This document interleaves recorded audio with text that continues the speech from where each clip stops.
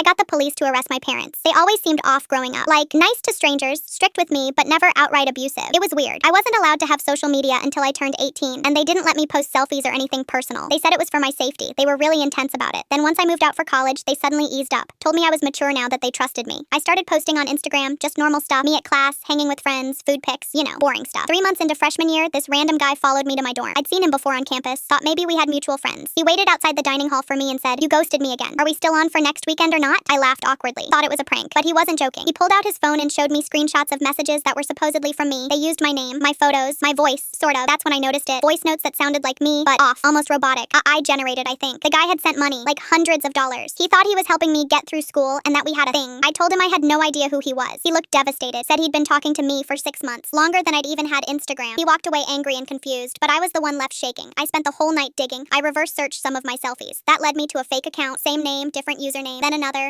dozens. On sugar daddy forums, dating apps, even private Reddit groups, all pretending to be me. They had info only someone close to me would know, like the name of my childhood dog, my favorite brand of cereal, my high school nickname. I freaked out, called my mom crying, told her someone was impersonating me and scamming people. She got real quiet, then said, "It's probably just a scammer, block and on." But something about her voice, it didn't feel right, so I started digging at home during Thanksgiving break. While they were asleep, I opened my dad's laptop. That's when everything, there were folders, dozens, labeled Ella accounts, Ella scripts, Ella voice notes. Inside were pre-written conversations, custom responses, even spreadsheets tracking how much each guy had sent, how they were contacted, what package they bought. Some of the profiles had full backstories, my hobbies, fake class schedules, sob stories about needing rent or book money. They even used Venmo accounts under fake names, but linked to my parents' joint bank account. I felt like throwing up. When I confronted them the next morning, they didn't even deny it. My dad said, "Nobody got hurt. These men are perverts anyway." My mom actually smiled and said, "We only used what you already made public. It's not like we lied about you." I screamed at them, said they'd use my face, my voice, my identity. My mom shot back, "And you're not starving. Your tuition's paid, aren't you?" This is how we kept things afloat. I left that night, went straight back to campus. I told my RA everything, and she called her brother, who works in cybercrime. He said this was serious. Identity theft, wire fraud, impersonation, maybe even trafficking depending on how it's framed. He told me to collect everything. Screenshots, bank information, voice notes. I even pulled the security cam footage from the dorm that showed the man confronting me. 2 weeks later, I filed the report. The detective I spoke to couldn't believe how detailed my parents' scam was. He said it was corporate-level catfishing. A search warrant uncovered everything. Their phones, laptops, tablets, all filled with fake convos and transaction logs. They were arrested in December, charged with identity theft, cyber fraud, and use of AI-generated content for impersonation. The prosecutor said they were running a virtual persona scheme, which is apparently a real term now. Here's the worst part.